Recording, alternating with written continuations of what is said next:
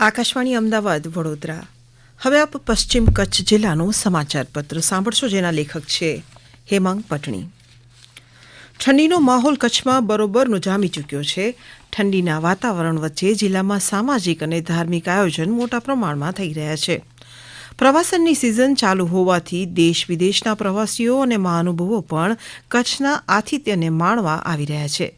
રાજ્યના મુખ્યમંત્રી ભૂપેન્દ્ર પટેલના હસ્તે રણોત્સવને વિધિવત ખુલ્લો મુકાયો હતો. મુખ્યમંત્રી ભૂપેન્દ્ર પટેલ સફેદ રણ ધોરડો ખાતે ગુજરાત પ્રવાસન નિગમ લિમિટેડ દ્વારા આયોજિત સાંસ્કૃતિક કાર્યક્રમમાં મુખ્ય અતિથિ તરીકે ઉપસ્થિત રહ્યા હતા. કચ્છી કલા અને સંસ્કૃતિને રજૂ કરતી વિવિધ પ્રસ્તુતિઓને મુખ્યમંત્રીએ નિહાળી હતી. આ પ્રસંગે મુખ્યમંત્રીએ ઉપસ્થિત મહાનુભાવોની સાથે ભારતીય પોસ્ટલ વિભાગ દ્વારા બહાર પાડવામાં આવેલા રણોત્સવ થીમ આધારિત નવીન વિશેષ પોસ્ટલ કવરનું પણ અનાવરણ કર્યું હતું. અખંડ ભારતના શિલ્પી અને લોહ પુરુષ એવા સરદાર પટેલની પુણ્યતિથિએ તેમને વંદન કરતા મુખ્યમંત્રીએ જણાવ્યું હતું કે જેવી રીતે સરદાર સાહેબે દેશી રજવાડાઓનું વિલીનીકરણ કરી અખંડ ભારત બનાવ્યું, તેવી જ રીતે પ્રધાનમંત્રી નરેન્દ્ર મોદીએ તેમના જ પદ ચિહ્નો પર ચાલીને એક ભારત શ્રેષ્ઠ ભારતનું નિર્માણ કર્યું છે. આ માટે તેમણે દેશના તમામ રાજ્યોની ભાષા, સંસ્કૃતિ અને પ્રવાસનને મહત્વ આપ્યું છે. રણની સંસ્કૃતિ અને પ્રવાસનને ઉજાગર કરતો આજનો રણોત્સવ પણ એક ભારત શ્રેષ્ઠ ભારતને સાકાર કરવાનો અવસર છે. કચ્છ યુનિવર્સિટીનો 14મો પદવીદાન સમારોહ ક્રાંતિગુરુ શ્યામજી કૃષ્ણ વર્મા કચ્છ યુનિવર્સિટી ભુજ ખાતે યોજાયો હતો. ગુજરાતના રાજ્યપાલ અને યુનિવર્સિટીના કુલાધિપતિ આચાર્ય દેવવ્રતજીની ઉપસ્થિતિમાં 5530 વિદ્યાર્થીઓને અનુસ્નાતક અને સ્નાતકની પદવી એનાયત કરાઈ હતી. તે સાથે જ 37 વિદ્યાર્થીઓને તેમની શૈક્ષણિક સિદ્ધિ માટે ગોલ્ડ મેડલથી પ્રોત્સાહિત કરાયા હતા.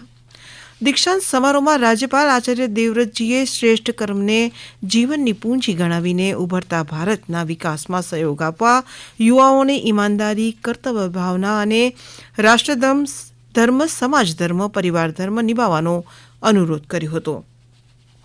તેમણે સત્ય અને કર્તવ્ય ભાવનાને સુખનો આધાર ગણાવી છાત્રોને જીવનમાં સત્યનું પાલન કરવા, અન્યો સાથે સદવ્યવહાર કરવા અને ધર્મની ગહરી વ્યાખ્યા સમજાવી આજીવન વિદ્યાર્થી બની રહેવાનું શીખ આપી હતી. વિશ્વ હડપ્પન સંસ્કૃતિના અવશેષો મળી આવ્યા છે તેવા વર્લ્ડ હેરિટેજ સ્થળોની યાદીમાં જેનો સમાવેશ કરવામાં આવ્યો છે એવા કચ્છના ખડીર બેટ સમૂહના ધોળાવીરાની મુલાકાતે દેશના મુખ્ય ચૂંટણી કમિશનર રાજીવ કુમાર આવ્યા હતા. ચૂંટણી કમિશનરે વિશ્વ વિરાસત ધોળાવીરા સ્થિત ઉજાગર થયેલી 5000 વર્ષ જૂની હડપ્પીય સંસ્કૃતિ નિહાળી અભિભૂત થયા હતા. તેમણે અહીં આવેલી ધરોહરની વિશેષતા દર્શાવતી વિવિધ ગેલેરીમાં ફરી અને માહિતી મેળવી હતી. મુખ્યમંત્રી ભૂપેન્દ્ર પટેલના અધ્યક્ષસ્થાને અંજાર ખાતે વેલ્સપન ગ્રુપના નવીન textile integrated bed linen and terry towel પ્રોજેક્ટનું ભૂમિપૂજન અને વેલ્સપન ગ્રુપના એક્સેલન્સ એવોર્ડ સમારોહ યોજાયો હતો. ઉદ્યોગ મંત્રી બળવંતસિંહ રાજપૂત અને ગૃહ રાજ્યમંત્રી હર્ષ સંઘવી આ અવસરે ઉપસ્થિત રહ્યા હતા. મુખ્યમંત્રી ભૂપેન્દ્ર પટેલે આ તકે જણાવ્યું હતું કે આઝાદીના અમૃતકાળને વિકસિત ગુજરાતથી વિકસિત ભારતનો સંકલ્પ સાકાર કરવાનો સૌ નાગરિકો કર્તવ્યકાળ બનાવે. આ સંદર્ભે તેમણે કહ્યું કે 25 વર્ષના આ કર્તવ્યકાળમાં વિકસિત ભારતના નિર્માણમાં યોગદાન આપવાની સૌને તક મળી છે. યહી સમય હૈ, સમય યહી હૈ. પ્રધાનમંત્રીના વિચારોનો ઉલ્લેખ કરી મુખ્યમંત્રીએ જણાવ્યું હતું કે આઝાદી પછી દેશ માટે જીવી જાણવાનો, ભારતને વિશ્વમાં ઉન્નત રાષ્ટ્ર બનાવવાનો આ સહી સમય છે. સૌને સ્વચ્છતા, સફાઈ, પર્યાવરણ જાળવણી, વીજળી બચત અને પાણી બચત જેવા સમાજહિત કામોથી રાષ્ટ્ર સેવાનું દાયિત્વ નિભાવવા માટે મહામંત્રીએ પ્રેરક આહ્વાન કર્યું હતું. કચ્છના જિલ્લા મથક અને ઇતિહાસથી સમૃદ્ધ એવા શહેર ભુજના 477માં સ્થાપના દિવસની ઉમંગભેર ઉજવણી કરવામાં આવી હતી.